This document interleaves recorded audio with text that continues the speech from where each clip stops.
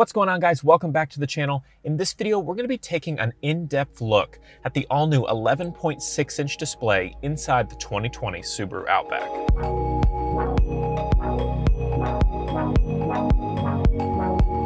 All right, guys, so if you've seen our first look video on the 2020 Outback, you'll know that they completely kind of revolutionized their infotainment system. Not as far as being the first to do it necessarily, but definitely the first type of experience like this that we've seen in any kind of Subaru. Now, this is available on the 2020 Outback, the 2020 Legacy, which I'll have a video on coming out fairly soon. We're supposed to get one here in the next few days. What's going on, guys? I just wanted to quickly throw this into the video. Now, I'm sorry about my voice. It's completely gone. I've lost it for like 4 or 5 days, so I sound like, I don't know, Barry White or something like that. But we just got a 2020 Legacy. I've got it right here next to me, as you can see in the background here. It has the same display as we're showing off currently in the Outback. So I'm gonna have a full review on this. Hopefully I'll film it tomorrow when my voice is back. But this is actually really nice. This is a premium, so it's kind of a lower tier one. It's got eyesight, it's got just a completely like redesigned, very similar headlights to the Outback and the Forester, some really nice new rims. It's got the blacked out tail lights like you have on the Onyx Edition XT Outback with that 11.6-inch display. I mean, this is a nice freaking car for being a premium. And I'll show you just real quick some of that stuff. So again, this video is not about the Legacy, but just as a little spoiler, before I even make the full video, there's a little of the front end there. Like I said, those headlights very similar to the ones we have on the Outback. Really nice rims there. Got that same styling from the Outback with the side mirror there with the silver piece, if you've seen my 2019 versus 2020 Outback video. Moving on to the back, there's those taillights we talked about with the blacked out plastic piece, just like the Onyx Edition XT. We've also got a rear splash guard there, just like the Onyx Edition. I mean, all this stuff is so reminiscent of that. And let's go ahead and get in here. You've got this same little pocket here, just like the Outback has. And then there it is, that same 11.6-inch display. You've got the redesigned dash also, center console area with the electronic parking brake, the USBs in the same spot, very same cup holders. All the stuff is the same. Like I said, eyesight up there, which is awesome. Same steering wheel, push to start engine, all that good stuff on a premium. So Subaru's really just kind of throwing it all out there, giving you everything basically right off the bat, other than the base model, which I think is awesome. And I really, really like to see them doing that. So there it is, guys, just a little teaser real quick here at the beginning of the video on the 2020 Legacy. Now, I'll mention it again at the end of the video, because at that point I hadn't seen it yet or hadn't gotten one yet, but I am gonna make a full review, first look overview, all kinds of stuff on this car as soon as, well, I mean, we have it now, so I'll be making it probably tomorrow if my voice is back, if not the day after. And you guys can see an absolute full review of this thing. So there it is, the 2020 Legacy just got here today, all ready to go. And let's get back into the video. We return you now to your regularly scheduled program. Unfortunately, it is not available on the 2020 Forester. Just made a video on that recently. Wish it was, but it had just gotten refreshed, so I think they're gonna give it a little bit of time. Maybe next year, maybe the year after that. So kind of what they did is take a similar approach to like Volvo, Ram, Tesla, and a few others who have kind of integrated this vertical screen. They give you a lot more real estate here. Unfortunately, it does come at a little bit of a cost.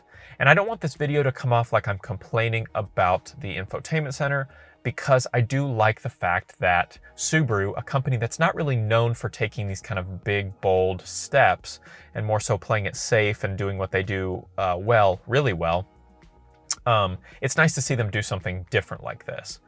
So they took the normal display like you could have gotten, which was an 8-inch display, the biggest one. Now you did get a 6-inch, 6.5-inch on the lower trims, but on the normal top of the line trims, you'd get an 8-inch display. They kind of turned it on its side and then added 2 sections on the top and on the bottom. So really, it's a very similar type of display, plus 2 little bonus areas, and obviously a different aspect ratio. So redesigned icons, I'll give a little flash here of what the older ones used to look like. Kind of redesigned buttons, different layout obviously, and then they give you kind of these big software buttons, kind of reminiscent to older Android operating systems. And then, like I talked about, they give you the panel here up top and the panel here at the bottom. So let's just kind of go piece by piece, look at it all, look at all the different options that we've got, and give you a deep dive here. So up top in this first section where the screen's kind of cut here, you've got things like temperature readings, your time of day, whether your audio is muted or not. And then you've got these different pages. So first page being media, the next page, this is the weather page. It's not loading because the car's not turned on. You've got your, let's go ahead and turn the car on so you can see, because that's kind of defeats the purpose there. Not sure why the weather one isn't loading there. Water temperature, oil temperature, average speed on the next page. There's another weather thing there, giving you, it has cooled down significantly here in Louisville. It's been in the 90s deep into September into October, but it's finally cooled down, thankfully.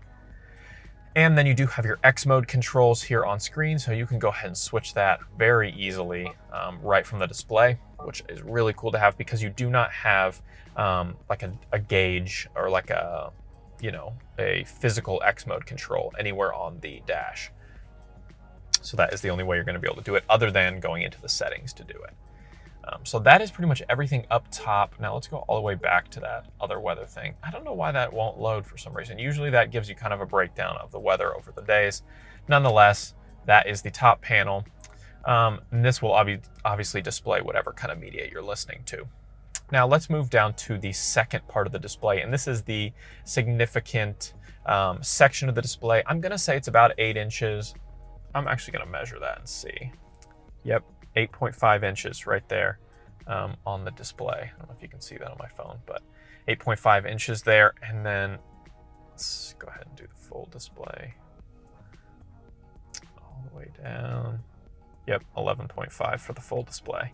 So yeah, so you get just your traditional 8.5 inch display there right in the middle. It's just turned on its side. So that'll give you an idea of the size of the thing. But you've got all your standard map and radio and media, phone connectivity, so Bluetooth, you've got your apps, you've got car info, you've got your Subaru Starlink section and the My Subaru kind of vehicle information section as well. Let's go ahead and start with the maps. Now this is the huge benefit, obviously, of having this big display, is that you get nice big full screen navigation. Now again, realistically speaking, you are only getting the 8.5 inches of screen size. It's just turned a different way. So love that, hate that. I'll let you guys make that decision. All I'm saying is it is the same amount of space. It's not a bad, as far as responsive like display. Zoom out, zoom in. It's not completely fluid, but it's not the worst I've seen. And then obviously you can search for points of interest or an address. You could do like, I always do Starbucks because I like my Starbucks. Switch that to points of interest, and there you go. A couple Starbucks cafes close to me. Now let's go back. Hit the menu here. So you can also do recent destinations. You can do your favorites, points of interest, find a parking lot, a gas station. Click on the maps. You can connect to Wi-Fi, and then you can pull up different maps like Canada, British Columbia. So if you ever need that, you've got that. And that's pretty much everything on the map. I mean, it's your standard navigation system. Again, it's a nice, big, clean display, but how much of that are you really getting that's new, if you understand what I'm saying? Like, it's the same distance, just turned a different way. So you've got just your standard FM radio. You do get like a lot more stuff on the screen, and some people may love that, some people may hate that. But you can, scan through your different channels here. You can turn HD radio on and off. You can do a station list here and just easily and quickly get to things. You can do, saved Sirius XM channels here. Switch over to AM, do the same thing, switch over to Sirius XM, and you get some more graphical elements there once you've done that. And you can do like traffic and weather information. You can EQ, all that kind of good stuff that you're used to. So that is radio. Now onto media. Now this is going to be where you can connect a USB audio device. You can connect via Bluetooth, and then you can do iPod or iPhone. That's interesting that they have the iPod tag on there. I don't think very many people have iPods. Or you can do aux input there if you've got an aux connected. Now moving on to phone, just your standard, add a device, show your contacts and all that kind of good stuff. Let's go ahead and add the device just so we can see what that looks like. All right, so I've connected my phone now, so you can see recent calls, all calls, or just your missed calls. You can go to your favorites.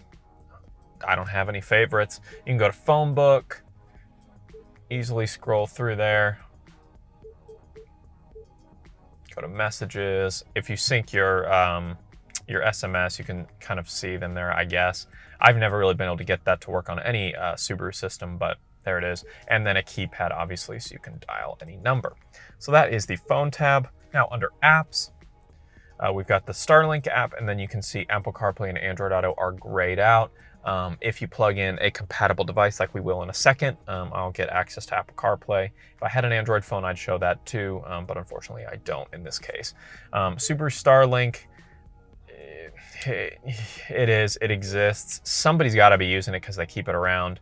But this is interesting here. This is one thing that you'll notice about using applications on the display is most of them are not correctly formatted for the display. And what's interesting here in this case is that Subaru's own Starlink application doesn't even fit properly onto the full length of the display. It's just taking up this tiny portion here. So really what you're working with there, if we go ahead and whip our handy dandy measuring app back out here,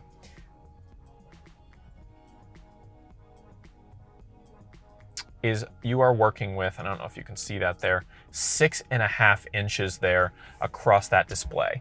So not only is the display that you actually actively get to use the same as a standard high trim level at 8.5, but most of the applications that you may use on a regular basis only fit into that lower trim level of 6.5 inch display, where they have this little shrunken down one here, unlike, let's say, the base model or the premium. So really, in an active environment that you're using most of these apps like I would be, I only use Apple CarPlay in my Subaru, so I would only ever have access to 6.5 inches of screen size if I had this vehicle, and I already have 6.5 inches in my Crosstrek, which is significantly less expensive than this Outback. Just, do with that information what you will, but that is the fact here. So one of the additions that the 2020 Outback adds to the infotainment system is Chimani here. Now you can go ahead and we'll add that as a favorite and then go to it and see if I can open it. Yeah, I can. Okay, so Chimani is an app where like park rangers from different significant state parks can add information or write information about that park, and then you can read it right there on the app. So we have a couple state parks here locally. I'm not sure what it's going to pull up because it's taken forever. Okay, let's just go ahead and try this. So kind of a nice, a very clean and modern app layout there. But again, you're dealing with 6.5 inches of it instead of the full 11.5 or at least 8.5. It's not being able to find my position, but let's try near me, see what happens. I couldn't get it. All right, well, it exists. I guess you, I don't know why it can't find where I am, but that's odd. Anyway, that's what the app looks like. It can show you different, all kinds of stuff, monuments, historical parks, historical sites. You've got battlefields even, which is really cool. I wish that would load because I know we've got I know we've got some kind of historic battlefields here, like Perryville and Camp Nelson and things like that, but obviously I can't get the Chimani app to work, so we'll have to stop on that. But that is Starlink and kind of what it looks like, again, you know, on that 6.5-inch section of the display. Now let's continue on. I'm gonna go ahead and plug my phone in here to show you what happens with Apple CarPlay, but it is more of the same. Spoiler alert, yes, we'll enable. Go ahead and check that off on my phone as well. Sure, you can use that. And here we go. There it is, CarPlay. It's funny. Yeah. Now, interestingly enough, you can multitask. So if I go ahead, pull up Apple CarPlay again, I still can get like the radio here to pop up down at the bottom. So I guess you do get a little bit of like benefit of the display being tiny up here and tiny down here. The problem is that most of the time when you're using Apple CarPlay, you're using it to listen to things like podcasts on Overcast or Pandora or Spotify or TuneIn Radio, iHeartRadio, or maybe even just your music built in. So you don't really need radio down here. Now, I'm not sure if you can add other apps down here. I wonder if I open like the map and then Apple CarPlay. Yeah, no, that didn't work. If you could change what was down here, I could maybe see it being beneficial. So let's say I want to put, I don't want to use the built-in map, so I'm going to use my maps navigation system here. And then I want to put, oh, I don't know.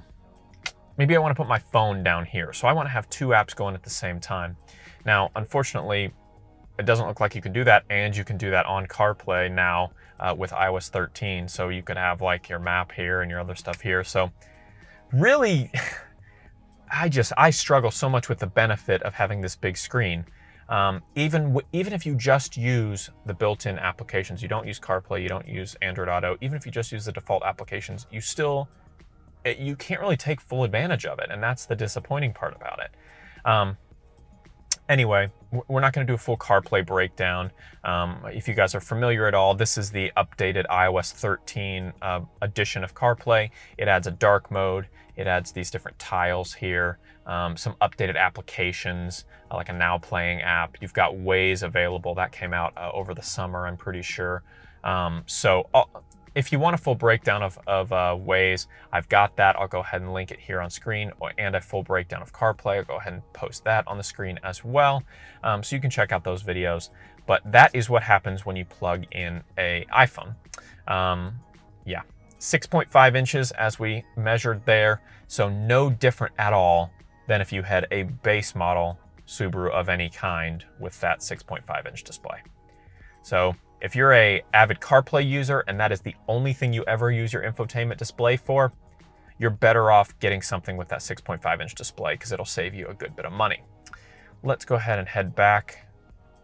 We already looked at the Starlink. Let's go ahead and take a look at car info, since that's our next step here. So you've got driving statistics showing you what angle I'm at. It actually changed, which that's weird because I haven't moved.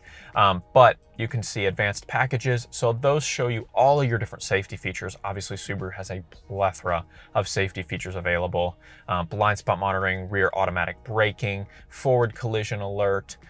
You've got the parking sensors here showing you kind of like, you know, where cars are coming from when you're pulling out. You've got your automatic high beam assist, and there you can actually see all that kind of stuff and what happens. Front view monitor, that's what this new Outback has, that front view camera. I'll go ahead and turn that on real quick. Yeah, it has that. So, and then lane departure warning, and then that is your eyesight icon there. With maintenance here, you can see when they, you know, recommend you get your oil changed, your oil filter changed, your tires rotated, and kind of a maintenance schedule there. And it'll show you kind of how many miles you've gone since your last one. So that's kind of actually really nice feature to have right there in case you can't remember and your little sticker falls off. Already looked at Starlink, already looked at CarPlay. The My Subaru app there, you can connect that. I've already got my app connected to my car, so I can't really show you, but it'll give you updates on your car's kind of condition, kind of car info, that good stuff. telling you, when you might need to do different maintenance things, kind of like that car info icon we just looked at. Next page over, you've just got your settings. So go ahead and take a look at that. So got your software update, clock, display. Let's see what we got in here. Brightness and contrast. Okay, you got your Wi-Fi, your hotspot there that you can turn on. Do have to pay for that after your trial. You can do camera. So let's go ahead and take a look at that. Steering angle lines, you can turn those on and off. Climate control, tire pressure, welcome screen, goodbye screen. This cracked me up when I saw it the first time. You can put birthday and anniversaries into your car's entertainment center, infotainment center thing. Very interesting. Yeah, I can't imagine that someone would do that, but I might be wrong on that. Periodic rest notification. So that tells you, like, if you're driving for too long that you need to stop. Yeah, so you can factory reset if you need to. Under sound, you've got navigation. You can change your beep sound volume, which is actually awesome because it gets super annoying. Call volume, text volume, voice volume, all that kind of stuff. Navigation, you can change some different options in there. Phone, you can remove devices.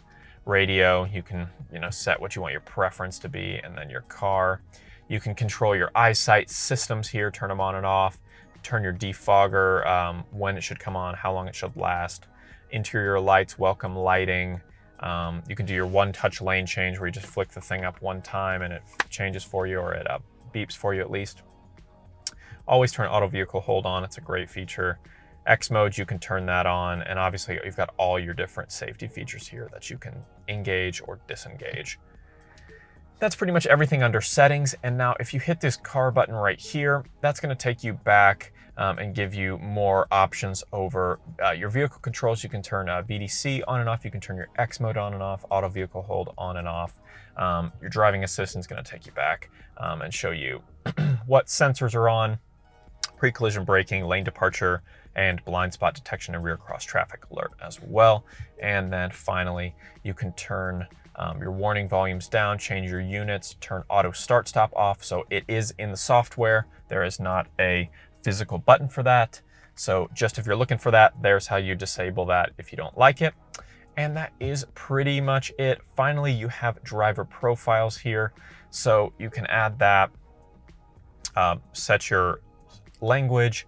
Go ahead and I'll put in test. And then make that my phone. Cool. So now it knows me, I guess. All right, and finally, let's take a look at the last panel here down at the bottom, and that is your software controls for your climate control. So let's go ahead and turn it on. Turn the fans off real quick. So now you have dual zone climate control here. So you've got separate driver and passenger side controls. You can sync those just by hitting the sync button right there. And then you can use these software buttons to control. Make it cold, make it hot, turn your seat heater on, turn it off. And these Outbacks do have a new kind of three-way seat heater here. So you've got your shoulders, your lower back, and then your butt heater there. Go ahead and turn that off. Don't need that today. And you still do have physical buttons here for your defogger, and then you can turn your temperature up or down depending on what you need. Right here in the middle, you can change where you want the air to come out. Let's go ahead and crank the AC. Turn that off. And then you've got these nice little animations showing you where the air is going to come out, depending on which option you choose. Obviously, you can change your fan speed control there. And turn that off. You can turn, circulate the air button on, and you can turn your AC on or off there. And then you've got additional fan speed controls here at the bottom if you want just a little shortcut there. Additionally, you do have hardware buttons for the heated side mirrors and the rear defogger as well, just as a quick little shortcut there that you can hit. And that is pretty much everything there on the entire 11.6 inch display. Now again, section here, and then an 8.5-inch display in the middle. And if you use CarPlay or Starlink or split screen radio and one of those two options, you are restricted to 6.5 inches of screen real estate there. The one thing I forgot to mention when making the video, and I'd already packed everything up, is the backup camera. Now, as you can see, just like we see on the Apple CarPlay system and the Starlink system, it only takes up the 6.5-inch portion of the screen there. And the same with the front camera that I actually did show. So you really, there it is, there's the front camera. So just like you would if you got the base model Outback or base model Forester or base model Crosstrek, any of the base model Subarus, you get 6.5-inch display of the rear camera. All right, guys, and that is pretty much everything here on the all-new 11.6-inch display inside the 2020 Subaru Outback. Now, drop a like on the video if you loved it. Tell us down in the comments below, do you like the new display? Would you rather it be a horizontal layout versus the vertical layout? Do you use the Starlink apps very much? Just let me know. I'd love to have a conversation about it down in the description. Hit that subscribe button to be among the first to see our full review of the 2020 Legacy, which shares this same screen. I think I'm going to make a comparison video also between the 2020 Outback and the 2019 Outback, kind of a direct one-to-one type thing. So go ahead, hit that subscribe button. You'll be among the first to see it, and we'll see you in the next one.